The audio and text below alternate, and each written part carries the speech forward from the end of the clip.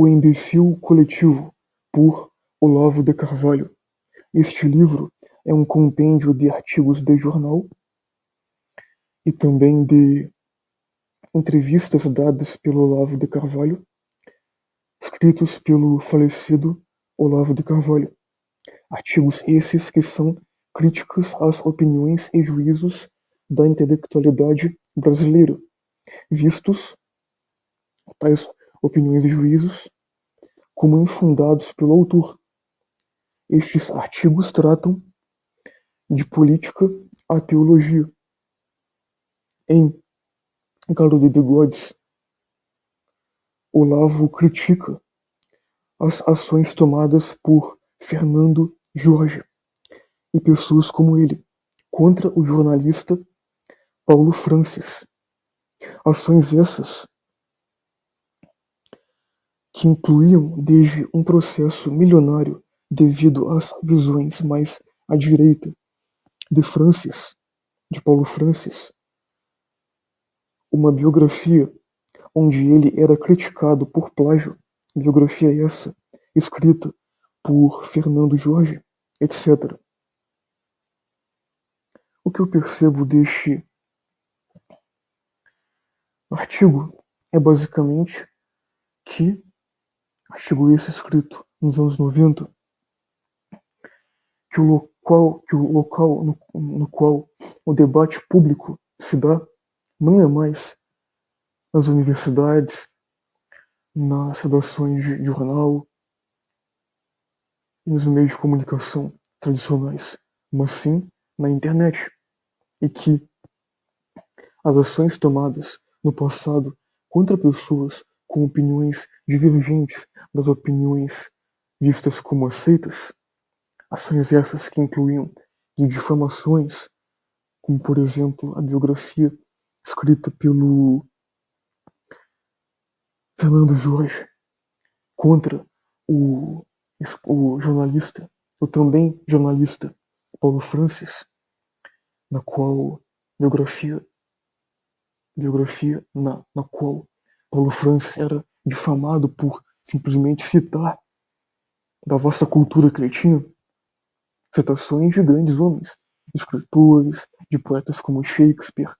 de estadistas, até do Napoleão, pelo que eu me recordo, provavelmente de outros, como plágio. De que, digamos assim, eu percebo que tais ações de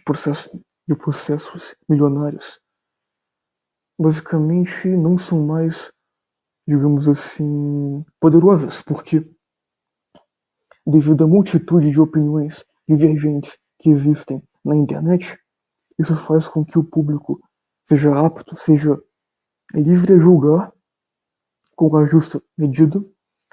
as opiniões que eles veem como dotadas da verdade e do bem, daquilo que é verdadeiro e daquilo que seguido, digamos assim, conduzirá tanto o país quanto os mesmos, o público, aquilo que seja o verdadeiro e o bom, basicamente. E que o local no qual o debate público acontece não é mais as redações de jornal e as universidades que são cheias de professores que basicamente, de pessoas que basicamente só buscam uma carreira, só buscam receber verbas milionárias para fazer coisas que não vão ajudar a sociedade em basicamente nada. E se você quer basicamente, se tu queres ter algum tipo de ganho financeiro, tu deverias aprender uma profissão e divulgá-la, fazer o marketing da mesma, basicamente. No caso, uma outra parte do livro que grandemente me fascina é referente a uma entrevista que o Olavo participou, na qual ele, o falecido autor, responde a uma pergunta referente à perspectiva dele, a atitude que as religiões tradicionais deveriam tomar no próximo milênio. Ele percebia como benigna as atitudes do então Papa João Paulo II, lembrando que o Olavo escreveu esse livro, no caso, nos anos 90, creio eu. Ele percebia como benigna as atitudes do então Papa João Paulo II, que se dirigia aos muçulmanos e budistas como a irmãos. Referente à religião judaica, ele, o Olavo, tinha boas opiniões benignas sobre a opinião do Rabino Sobel de São Paulo. Um comentário que eu posso fazer sobre isso é que, em minha visão, a opinião do Olavo foi, digamos, infundada e talvez imprudente, não benigna. Porque eu percebo agora, uma visão minha, que essa perspectiva, que essa abordagem de uma excessiva concórdia, de uma excessiva paz por parte dos líderes das grandes religiões em relação aos outros líderes, digamos assim, buscando diminuir a importância das divergências das religiões por eles representadas frente às religiões opostas, vamos por assim. Por exemplo, do catolicismo frente ao Islã ou frente ao judaísmo. É uma coisa que mais traz confusão do que esclarecimento, ao invés de buscar trazer aqueles que eles veem como ou hereges ou homens, no caso de rabinos ou de imãs, que representam religiões opostas, ao invés de trazê-los à luz da verdade e à fraternidade, à harmonia, eles mais, no caso, os trazem a, digamos assim, a uma síntese confusa, que basicamente diminui a importância das verdades que eles creem, que eles dizem que creem, pelo menos, como eternas, à visão do público, que vê basicamente que religiões, digamos que são compostas por visões opostas, basicamente têm os seus líderes diminuindo a importância destas visões. Por exemplo, de que Cristo não seria um sábio. No caso, eu suponho que os imãs acreditariam. Não seria um homem sábio, um homem digno.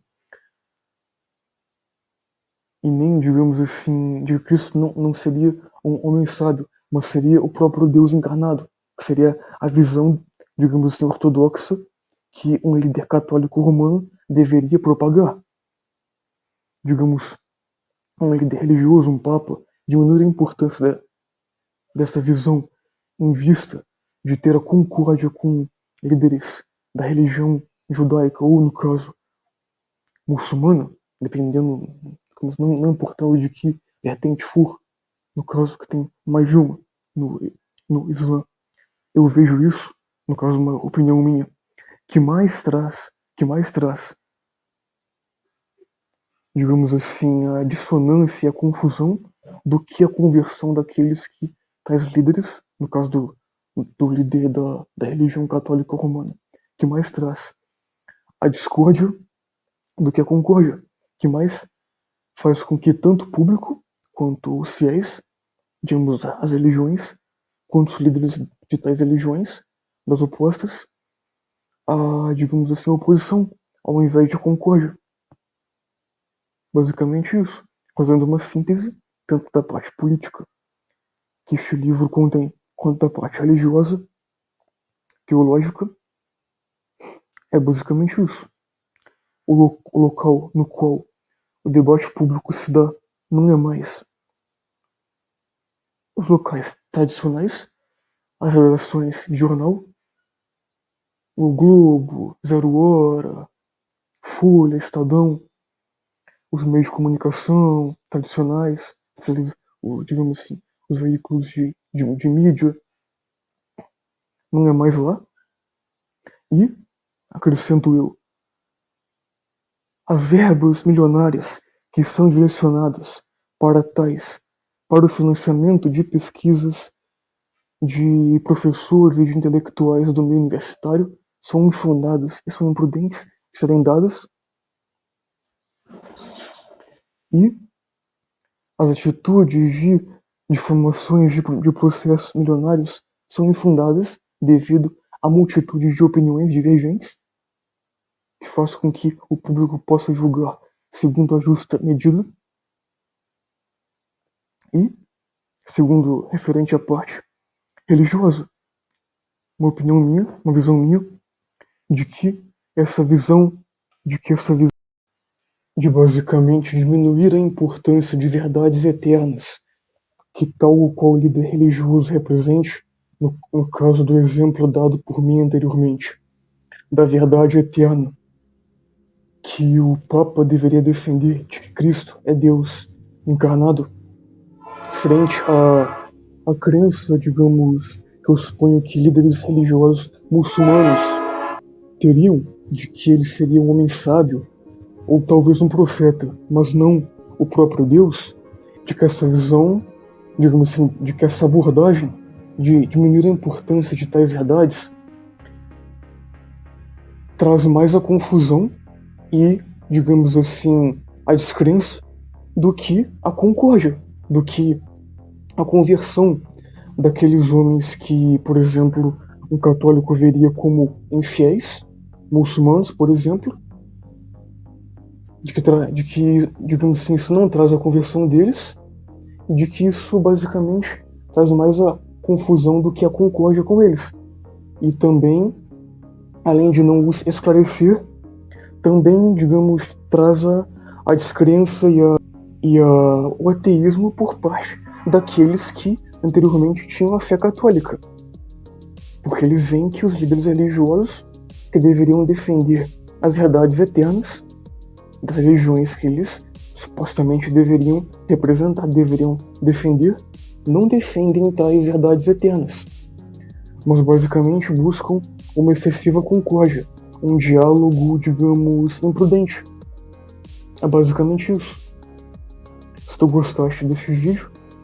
sinta-se à vontade para basicamente fazer um comentário, para comentar, para se inscrever no canal